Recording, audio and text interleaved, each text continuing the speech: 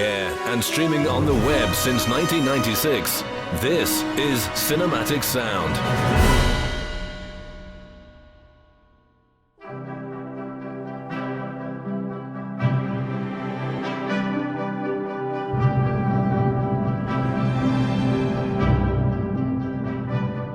Welcome back to Cinematic Sound Radio. Today's program is a conversation with composer Miguel de Oliveira. Throughout his medical school years at the University of Coimbra, Miguel started playing in several ensembles ranging from orchestra to ethnic to jazz to folk. The instruments played varied almost as much as the ensembles: keyboards, guitar, bass guitar, cavaquinho, and soprano sax. After graduation, and the odd job as a cartoonist and scuba diver instructor in Lisbon, Miguel decided to resurface in London. A quick stop in New York allowed him to get acquainted with a country band with whom he played briefly in Manhattan. He was then invited to join and tour the US by an ethnic fusion band. Back in London, Miguel started to study audio production and orchestration by himself. And a few months later, indie rock band Lapland invited him to join their ensemble playing keyboards and trumpet, and with whom he toured the UK for 2 years, recorded and produced 2 EPs and an album. One day, a student from the London Film School asked him to score his graduation film, and there was no turning back from there. By the end of 2001, he stopped performing and started writing music for film and TV, having scored more than 50 projects, from TV commercials to feature films. In May of 2004, he was asked to start writing about film music and music production technology for Showreel magazine, where he's now audio editor. In February 2019, for Cinematic Sound Radio, Jason Drury talked to Miguel de Oliveira via Skype at his home in London, England, about his film and TV scoring career, how he got into the industry, and discussed his various scoring assignments. During the show, you'll also hear music composed by de Oliveira, and much more. And now, here's Jason Drury.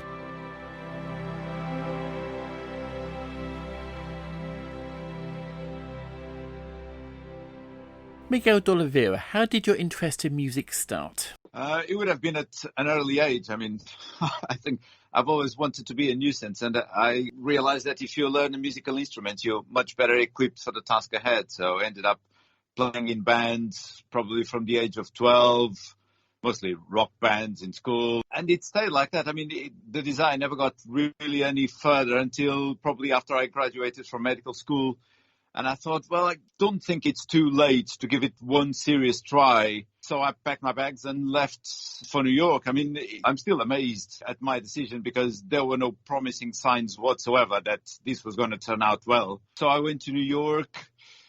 This would have been something around 96, and I didn't know anyone, so I went to live in Harlem at the YMCA, trying to find where could I start to go to auditions to bands. I think I was looking at the Village Voice or other publications.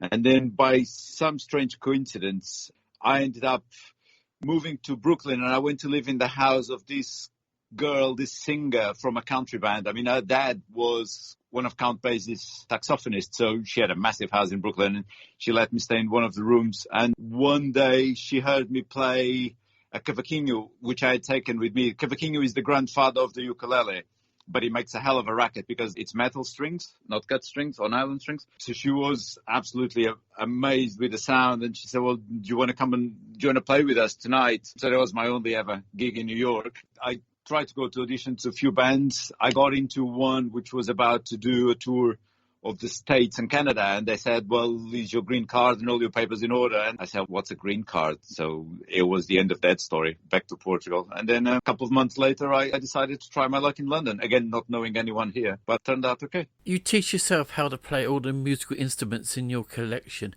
How long did it take you to learn how to play them? I mean, it depends. I mean, even with orchestration and with production, and I take the same approach with instruments, I think my aim was never to truly learn any of these things because time was against me. When I decided to do all these, I was 29. So I always thought, well, best to find where the boundaries are and then anything within that is always on the menu. I don't mind being wrong. I think it's better than sort of being boring. So I always try to get up to speed as quick as I can. And as soon as whatever I'm learning or whatever instrument I've just picked up manages to spark a new idea or to become useful, I use it straight away. I don't wait until I can play a scale or I can have any degree of virtuosity. I've got probably in my studio about 30 instruments, and I play all of them to a certain degree. I use the word play in the very wrong sense. I mean, but I think my ineptitude on any of these instruments brings a certain exoticism to the work that I then deliver. I mean, on Merlin, which was a BBC One drama series a couple of years back, I was asked to score a couple of episodes. And on episode 8, which was my first, there was this druid kid, really strange character. And I thought, well, I can't do this with samples. It needs something a bit more grit and life. So I picked up a viola for the first time and played a couple of lines. Obviously, I had to tweak them electronically afterwards. But, I mean, they all loved it. And they thought I had used some sort of strange and obscure Celtic fiddle. And, well, was I to tell them otherwise? Of course it was. What's made you turn to writing music for film and TV? Well, it's my love of extreme sports. No, I think it was age, because, I mean, when I left Portugal, I wanted to play in the band. When I then came to England, I ended up joining a band called Lapland, who was signed to V2, which was part of Virgin. And I ended up playing keyboards and trumpet with them with various degrees of inadequacy, but they were all slightly older than me, and I then tried to look ahead of the curve, and I thought this wasn't going to be pretty. I mean, unless you have a few musical hits, it's not going to work out. So I thought, well, where else in the sort of music landscape is age not an issue? And in my mind, I thought, well, directors aren't really going to be bothered if you're 7 or 70. So I clearly remember one day I told the band I was quitting, and I thought, well, I need to start somewhere, and I didn't know anyone, so it was really hard to begin with. But at some point, I remember someone told me that there's a library near Victoria Station that had a fantastic section on music books, and it was truly amazing. I mean, you could find anything in there, so that became my second home. I went there frequently to try and learn as much as possible, and eventually got money to buy a couple of scores. Again, by gut instinct, I went, I think, with Sacré du Printemps, Stravinsky's and Debussy's La Mer, and I studied them as much as I could. Again, not knowing, because I never studied music, there were things that, to me, looked really quite bizarre. I still remember I bought Sacré du Printemps at Foyle's bookshop in Charing Cross Road, and I remember going up to the counter and asking if I could buy it at a discount, because I thought the score had some misprint bits, and it was just the tremolo and the indications on the notes. I'd never seen stuff like that before, so I thought, well, this must be a cheaper version. Yeah, I had no idea. So bit by bit, I started to get a clear map of what would lie ahead. And with that, how did it take you to learn audio production? I mean, again, with that, it's hard to know when. I can't say how long would it take me, because I'm still learning. I think I'd stop trying to make mistakes the day I quit this job. I think I no longer make serious mistakes. That probably took me, I don't know, maybe 2-3 years. I remember at the beginning, I mean, there was one track that was one of my favorites when I started writing, and I must try and find it because it must be in a CD in this house somewhere. But it had a really powerful double bass riff throughout. And I remember at the time, I thought, well, when I see a band on stage, they always plonk the double bass or the bass player to the left or to the right. So when I mixed it, I panned the bass hard left.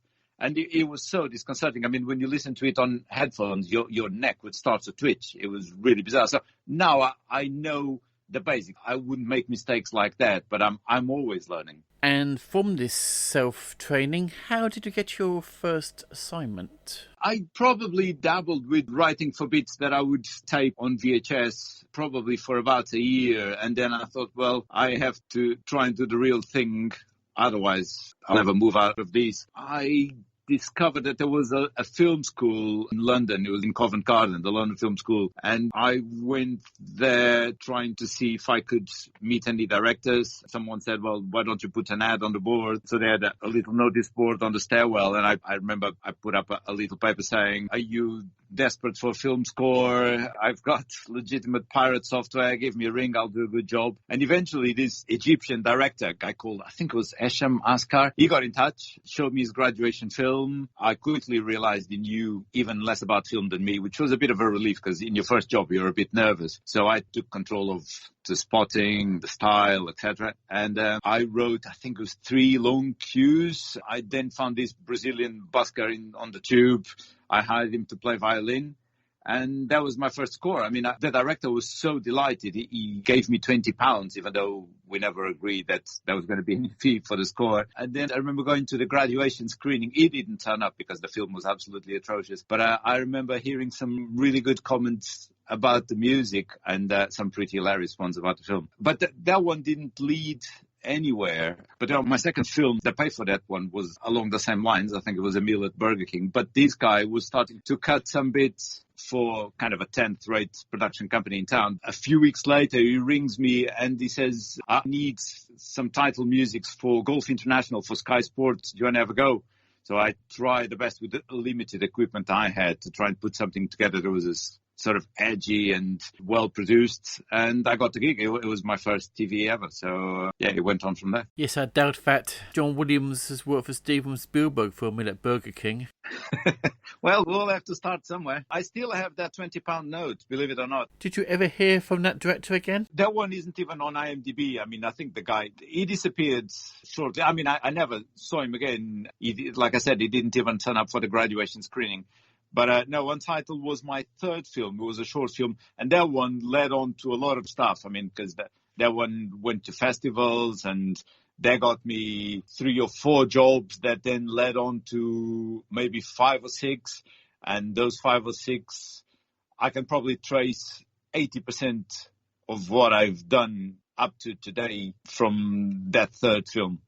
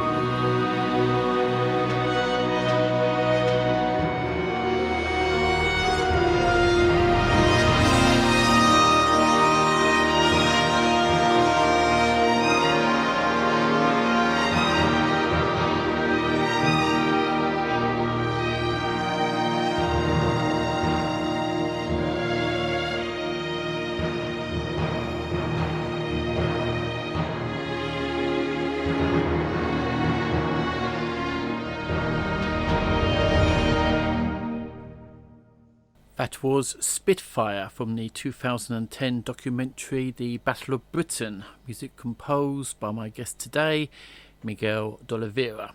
I'm Jason Drury. And Miguel, your work at the moment mainly consists of scoring documentaries. How do you choose which documentaries to score? I'm lucky enough to turn down about a series every 2 weeks. But in theory, I pick the documentaries that I watch anyway. Doesn't always work like that. But mostly, I think I try and go for projects that have people that inspire me. That's always my aim, to work with people that make it worthwhile. And so far, I've always been lucky that I've always worked with people that respect me, which is a great bonus. I know it's not always going to be like that. There have been projects that things have been less than pleasant. It could be for a variety of reasons. You usually want to have a more hands-on approach, and quite a few times you deliver a few tracks at the start of a project, then they disappear for months on end. On a couple of projects I've worked, they disappear for more than a year. And then they ring you and say, well, the dub is in 3 days. Can you just tuck in 2 or 3 cues? And it's still all your music, but it's not really your score. So that can be a bit frustrating. Again, I've had situations where they send me a psychotic shopping list of super detailed things they want. Like, I want a drone for 20 seconds, then a crescendo from G to B flat for 4 bars, and then all resolved with a piano bang and an harmonic on A flat. And it's like being given a painting by numbers picture of a donkey, and then you try and send back one that you've done with maybe some wings. So that can be annoying. Can you remember any examples of these last-minute problems? Oh, yeah. I've had situations that I'd rather sometimes not name the projects, but I remember at least one a few years ago while I went to the dub in Soho, and I had to take my laptop, and I had the laptop plugged to the desk, and I was writing some stuff as the guy was dubbing, and every now and then I'd feed stuff through. It was that last minute kind of thing. So it's not a very pleasant experience, even though the challenge can be interesting. But you think no one's going to know it happened like this, and you, at the end of the day, you are judged by whatever music is there. So. And with that, did you have any unusual requests from directors? Yes. I've had situations, sometimes I prefer them when they try to be, I prefer those kinds of things to them being too specific. I've had directors ask for, can the music be a bit more green here, and then maybe go into more purple, and you don't even ask what are you trying to say, because if they've gone with colors, that's really their thing. So you try and interpret almost from a psychiatric point of view. You try and interpret what they want to do, and eventually, you send them some stuff, you try and second guess what exactly do they mean with those colors. By a couple of trial and error, it has worked amazingly or astonishingly well so far when I get those kinds of things. Again, when sometimes they're too specific, they may say, I really want a bassoon here.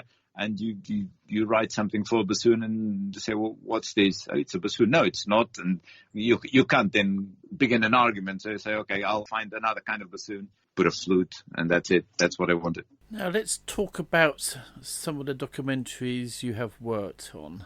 And I would like to start with the one which I first heard your music. I think I heard it on Eric Wood's show, the 2017 documentary about Diana, Princess of Wales, Diana, her mother, her life and legacy. Tell us about your memories of working on that project. Well, for some bizarre reason, I get asked a disproportionate amount of times to write music for TV shows about the royal family. I still have no idea why. But on that one, it came from a director with whom I've been working since 2009. We did Battle of Britain back then, and everything went really well. So I've been working with him since that documentary. And I was really excited with the Diana documentary because it was a big project. It was HBO. I was going to have a chance to record the score live with an orchestra. But then 2 weeks before he went out, they suddenly got this massive treasure trove of footage from when Diana was a teenager and a little girl, and everything got restructured. Even the tone of the documentary changed. So score went out the window, the chance to record, and I had to pretty much start again. And I knew if I was going to have to do something quick, I'd have to make it piano-centric. So that's why its score is mostly piano. And I had to write, orchestrate and perform and mix everything myself. In the end, I was quite pleased with the score, even though to add to chaos, I think Murphy's Law decided it was time to add some fun to the whole thing. And I was moving house at that time. Before, as I boxed up everything in the studio, I put my dongles with the licenses in a very safe place. So 2 days later, after moving, when I unpacked everything, they were in such a safe place I could no longer remember what it was. So on top of everything, so nothing worked. I mean, the software didn't work, the samples didn't work. I had to start buying licenses again and writing to all these companies to try and get permission again. So that had added to the fun of the project. But at the end of the day, I was really pleased with how it turned out.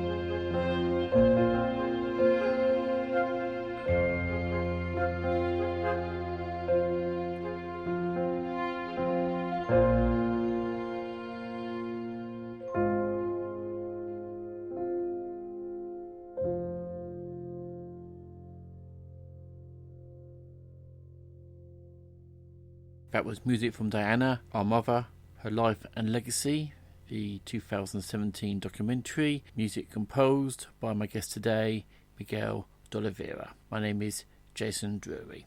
Now, Miguel, you also scored two of Joanna Lumley's travelogue series, her Trans-Siberian Adventure in 2015 and her trip to Japan in 2016. Tell us about scoring both of those series. Again, pure coincidence. I don't specifically go after them. But I mean, those two were good fun, even though they were very different, the Trans-Siberian and Japan one, because they had different directors. I mean, the Japan one even had, on one episode, half was directed by one guy and another half by another guy. But I remember on both of them, I didn't want geography or local culture to dictate the way the score was going to sound, so I had to sell that idea to the directors. And I mean, much as I like the challenge of doing that, I didn't think we had time to do it, nor did I think it was the kind of documentary. I mean, it wasn't very objective. Everything was heavily filtered through the eyes of a famous British actress, so the language ended up being more Western, but quite peppered with Japanese instrumentation, or in the other case, Russian and Chinese. Yeah, so that was pretty much the approach.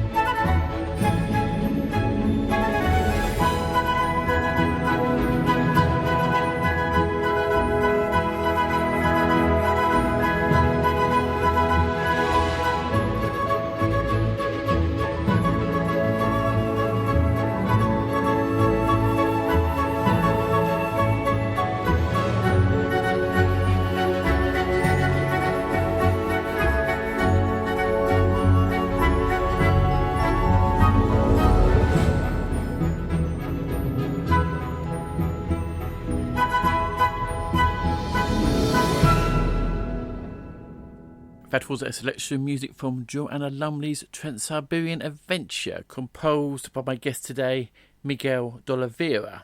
Now, Miguel, you regularly collaborate with documentary maker Louis Theroux, and one of the most recent series you worked on was the harrowing documentary series Altered States, where Theroux explores the unusual ways that America deals with love, birth and death. Yes, the Altered States was 3 episodes. So one was pretty hilarious, the polyamorous relationships.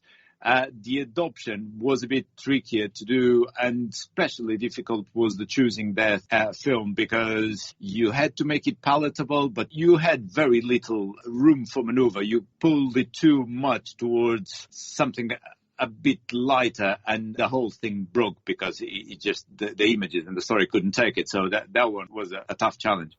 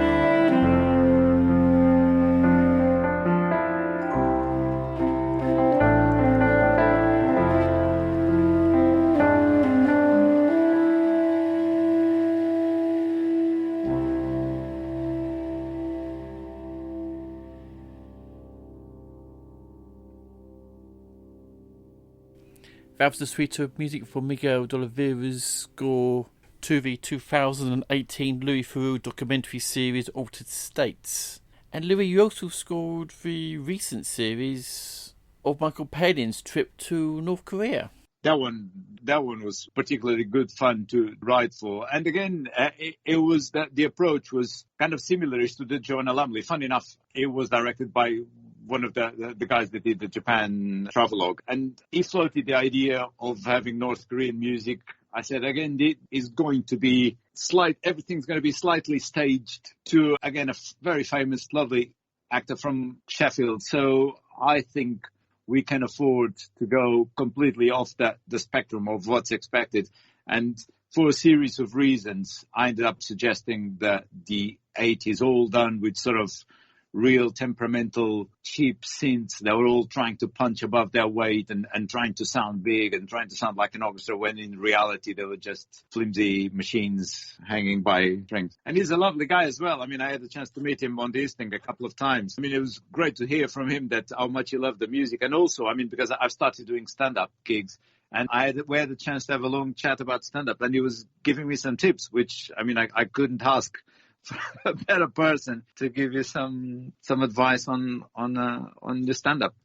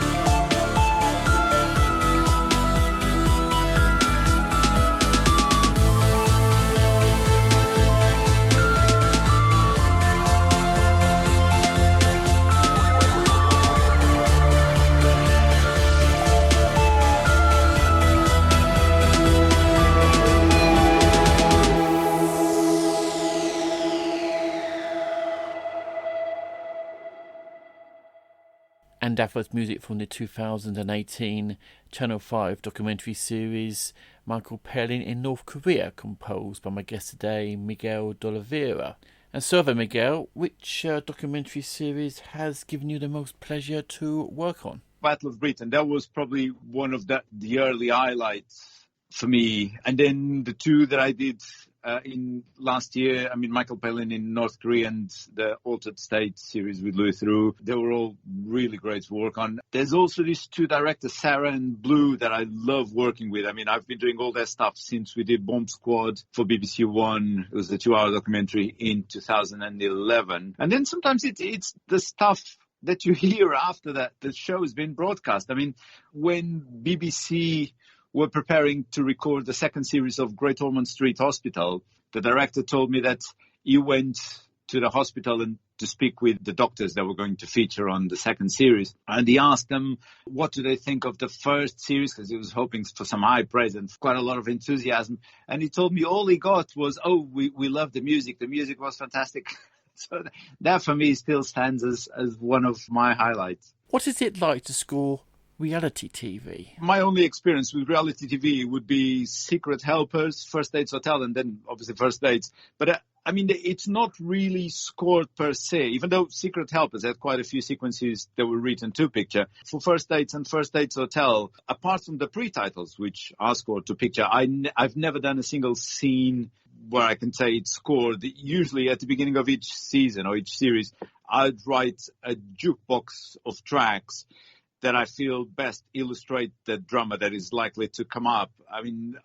From after, I think, series 4, and I think we're now on series 10, I've been given enormous freedom. They say, well, you've been on this for more than any of us, so you go and do your thing. They still sort of prove or not the tracks that I write, but I never get sent any direction. I'm the only person who's still on First Dates from series 1. Everyone else has changed. There's not a single person now. I'm like a veteran that is welcoming the new rookies on the battlefield. But First Dates has been my most rewarding gig ever for a myriad of reasons.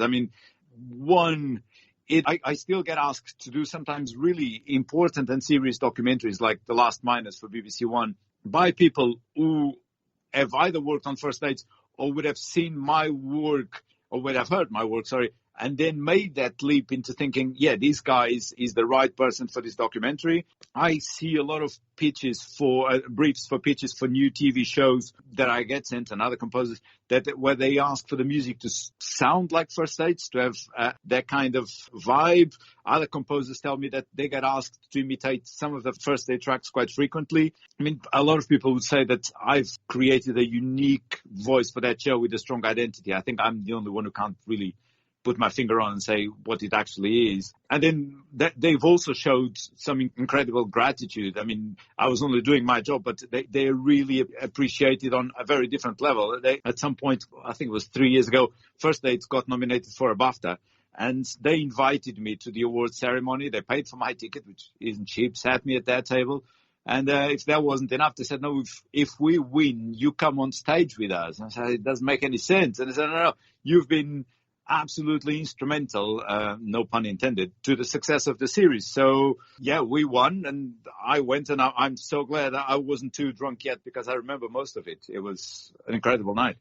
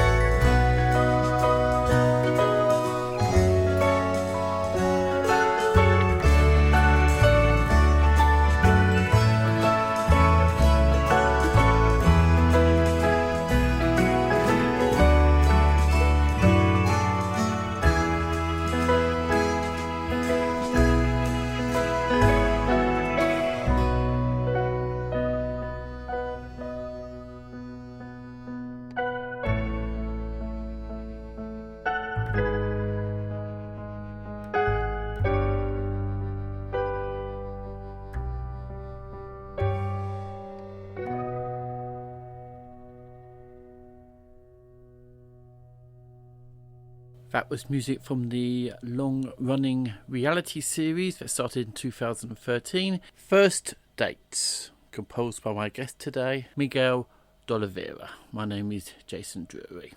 Now, Miguel, to date in your career, you have worked on 5 feature films. Which one gave you the most pleasure to work on? They were all very, very different beats. There's no one thing in common throughout those 5. But my highlight would absolutely be the chance to work with Jocelyn Pook on Chaotica. She was already one of my composer heroes. And when you discover that someone you admire enormously as a composer, it turns out to be a really nice person as well, and with whom you're going to have a chance to work closely for a few weeks in our home studio and then go out and record a score. It was inspiring, in a very special way. Would you consider in the future a move from scoring documentaries to feature films? Yes, even drama or any feature format, I think, is a lot more generous for any composer because it allows you to flex your muscles in a different way. You've got a bigger canvas. You have a chance to make themes develop. Your cues can be longer and ever. In documentaries, you have to be a complete chameleon, changing styles every now and then throughout sometimes the first 10 minutes of the film. And obviously, it's hierarchically, you're under diegetic sound, you're under commentary. So unlike drama or feature film, very rarely in documentary would music take center stage and obliterate all other sounds. So, yeah, I would like a chance to go and score other formats. And you had a taste of a different genre when you scored an episode in 2008 of the TV series Merlin. How did that come about? I was meant to score more, but I had an accident at the time and I could only do, I think, 1.5 episodes. The composer for the series, a lovely chap called Rob Lane, very talented guy, he rang me up and said, do you want to come down, have a look at this series that I'm doing? And if you're interested, I'd love you to be on board and write some stuff with me. So I was sent episode 8 to score it top to bottom. That went well. And then as I was starting on more, I had an accident and couldn't work for a few months. So that was the end of my involvement on Merlin. But it was an amazing experience. I try not to deviate stylistically much from what Rob was doing, but I had to fend for myself because by then there was no money to go and do live recording. So again, my collection of instruments came to the rescue, and that's when I did that thing with the viola.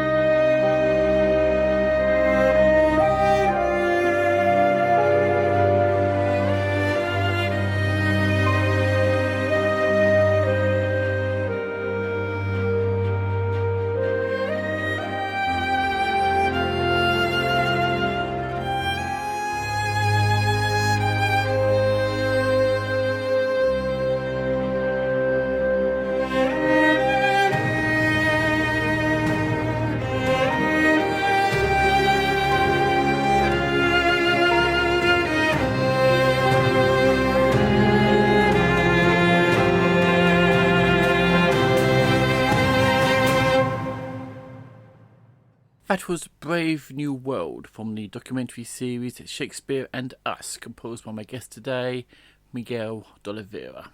I'm Jason Drury.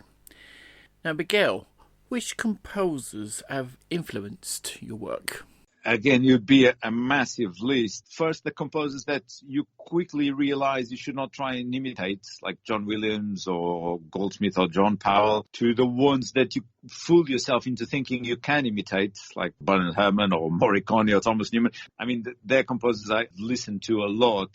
Fun enough, two composers that are a massive influence on my work are Daniel Pemberton and Adrian Johnston, who I'm very lucky to be able to call friends, or by their name when I can be bothered, but they've given me input quite frequently on stuff that I do and sometimes ask for my opinion as well, which is great. And I can see on a lot of my scores ideas that would have formed because I would have listened to their music quite a lot. When you compose, do you prefer to score orchestrally, electronically, or a mix of both? It depends completely on the project. I mean, I love doing those three options, either completely orchestral or electronic. But I think if the project calls for it and if there's the time and the money, it's usually more fun and creative to blend real orchestra or real ensemble with electronics. How much does technology help you in your composing? Well, if I'm brutally honest, were it not for technology providing the vehicle for my journey, I would have gone back to my medical career pretty sharpish. So when you read that technology saves lives, this is what they mean. It kept me away from going back to medical job. My choice of weapon there is Cubase and Ableton Live, but I mean anything from being able to edit audio with the precision that we are allowed to now, and even the tuning. I mean, because again, that allows me to play a lot of instruments from trumpet to clarinet to any stringed instrument that may require a bit of I wouldn't even say auto tuning because I don't do auto tuning. I tune the notes manually. Were it not for technology, it would have made things really hard. I mean, I could manage with a 4-track, and that's how I started, but I don't think I'd be doing Louis Theroux's Altered States on a 4-track.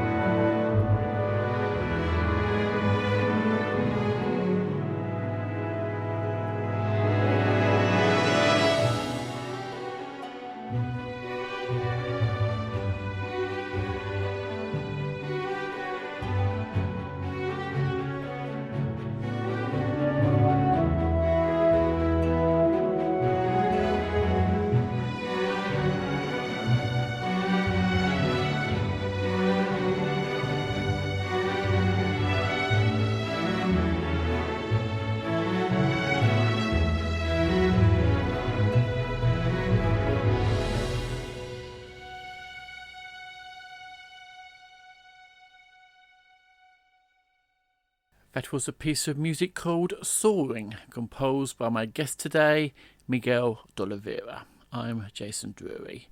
Now, Miguel, away from scoring and composing music, what type of music do you like to listen to? Film music or any scores would be maybe 1 or 2% of what I listen to. I mean, I went through periods of my life, especially at university, where I'd listen to kind of only one genre exclusively. So that would be the hip-hop years, the jazz years, the bossa nova years.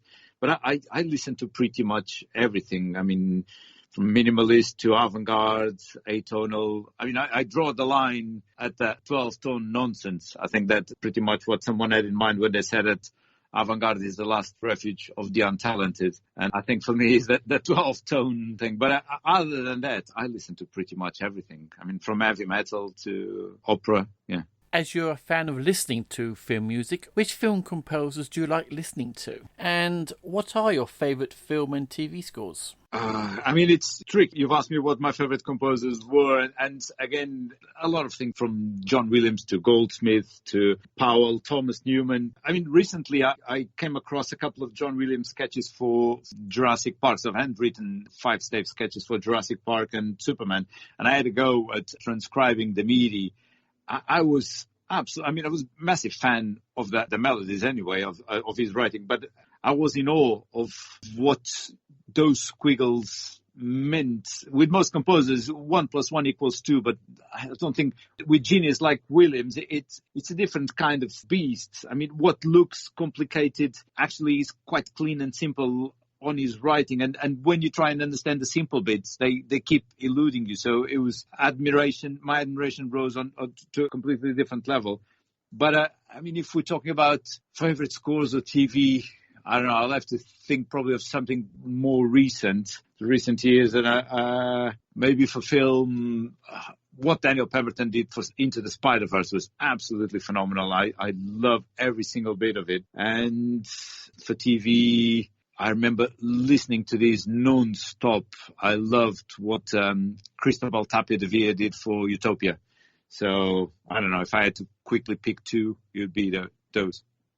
It's really good. I mean, I had the chance to go and see the recordings. Daniel asked me if I wanted to come down to Air Studios for the recordings, and it was phenomenal. Now, back to your work. Now, of all the scores you have worked on to date, which at the moment is the one you are most proud of? The Michael Palin in North Korea is probably the most me. I mean, the teenage years mark you a lot, and my teenage years were in the 80s, listening to electro and disco and pop.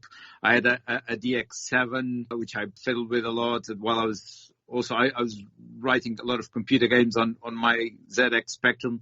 So maybe that score is what I'd hope I'd write had I gotten the gig while I was 18 or something. And also, I mean, it was great to work with the director. It was really a pleasant experience. And again, having Michael saying how much he loved the music, it made the whole thing really special for me. And we talked about earlier on about first dates. And I suppose first dates is, even though not a score, is almost kind of in this category because I feel the tracks are quite personal at times. Again, they stem almost from my years at university. Well, almost every night I'd go out with a guitar in hand, serenading girls at the window. So there's a lot of that permeates through my music on first date. So both of those have a special meaning for me. I wouldn't say they'd be the ones I'm most proud of, but they're the ones that mean more. What are you working on at this moment? Only 4 TV series. So I'm doing 2 really great films with Louis Theroux again. One about consent in top American universities and rape. And one about postpartum psychosis here in the UK. I'm doing a one-off for BBC about a British girl who went off to Syria to fight with the Kurds and died. I'm doing the 3rd series of The Met for BBC One. And I'm about to start another series about Japan, and probably write new music for First Dates Hotel. And finally, what do you see Miguel de Oliveira doing in the realm of film and TV scoring in the near future? Well, I would love to start writing more for feature formats, for drama or feature films, feature documentaries. Mostly, my real aim is to work with people that inspire me. I mean, if it's drama and feature films, great. I don't mind if it's a documentary. It could be a documentary about an egg. It could be a whole series of documentaries about an egg. If that means working with someone with whom I'm going to have super interesting discussions about what music can bring to their project, someone who's going to help me discover new music, discover new ways of writing, someone that gets me onto the next level. Every now and then I have a chance to work with people like this, and they make all the difference. So the format is secondary to the talent involved in the project. And while we await that documentary about an egg with great anticipation, Miguel de Oliveira, many thanks for joining us today. I do hope you enjoyed this programme about the life and music of Miguel de Oliveira.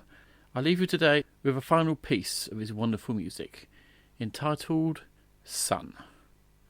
Again, my thanks to Miguel de Oliveira for joining us today, and a thank you, of course, to Eric Woods for introducing the show. So until we meet again, from me, Jason Drury, is take care and happy listening.